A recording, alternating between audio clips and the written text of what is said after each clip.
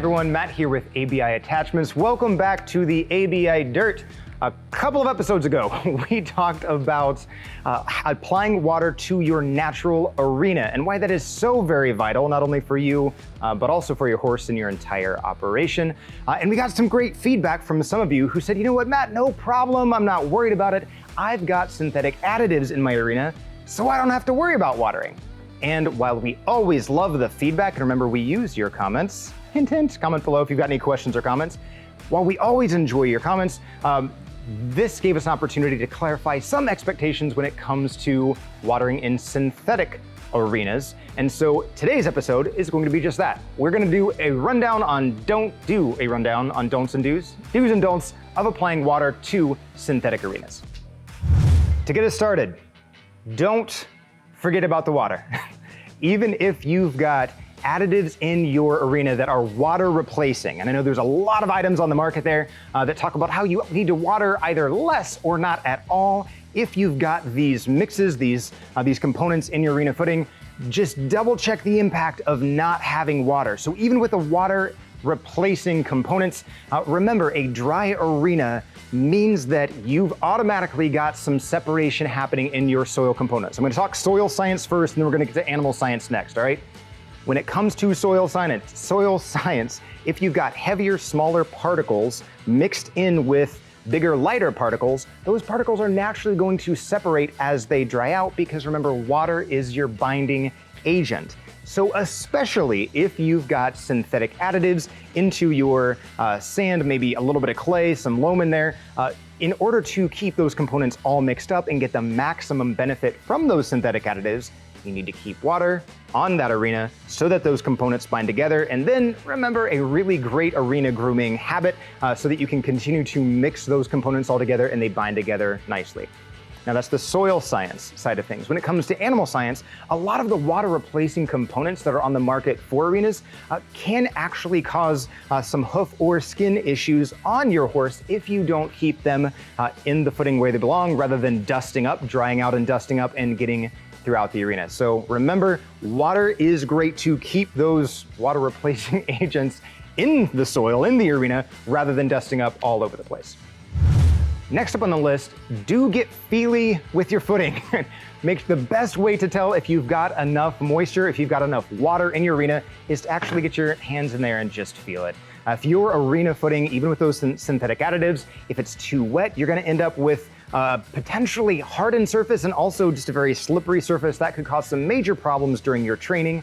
On the other end of the spectrum, if your footing dries out, that means you could get additional depth there, right? Because you don't have the compaction or the core strength that you need on arena footing, which means you could end up with some not having the grip that you need when you go to make those jumps or go to make those maneuvers.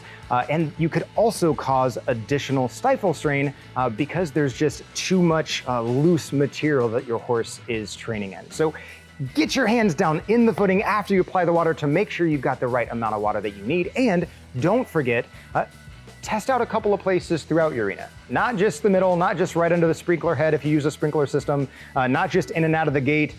Go to the effort, walk all the way to the middle of the arena, walk to the side of the arena, because depending on what your water patterns are and what water system you're using, you could actually have different water drop at different places. And remember, additionally, that where you train, what discipline you train for, is gonna play a big impact on where you're riding, and that also means what aspect or what side of your arena, where at in your arena is drying out faster than others.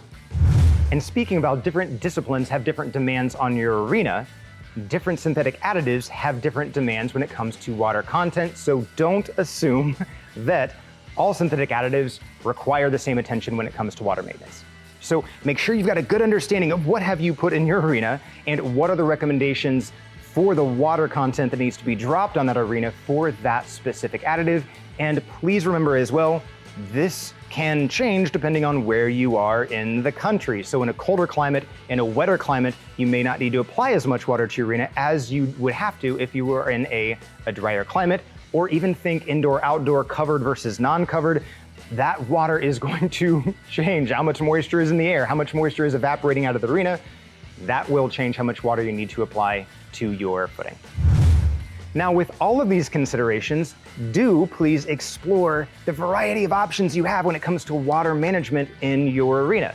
There are loads of different options out there. You've got sprinkler systems and overhead systems, and you've got an employee with a hose, and you've got water trailers, all different ways to get the water you need into your arena, and all come with their own pros and cons. Some have a heavy investment on the front end, but are low maintenance afterwards. Some are very little cost, think 100-foot hose on the front end, but there's a lot of time involved in using that system to maintain the water in your system. And remember, please, that you also need to be careful of providing consistency when it comes to where you're dropping the water in your arena. Go back a couple of do's and don'ts ago when it came to making sure that how much moisture in your arena is consistent across the entire arena. And that is why here at ABI Attachments, we've preferred to develop and engineer specifically for this purpose, water trailers for equine arenas, so that you can have a rear spray bar that gives you complete control up front from the seat of your tow vehicle, actually, to drop down just the right amount of water that you need when you need it, so that you can mix that in with your arena groomer and get that perfect ride that you're looking for. Finally, don't hesitate to give us a call. Remember that we've got a team of product specialists here available for you so that you can give us a shout out. Let us know what you've got going on in your arena. Let us know what your needs are. Let us know what kind of synthetic additive you're working with, what climate you're in, so that we can figure out what water trailer may be the perfect fit for your scenario so that you can enjoy your ride. Until next time, everyone, take care.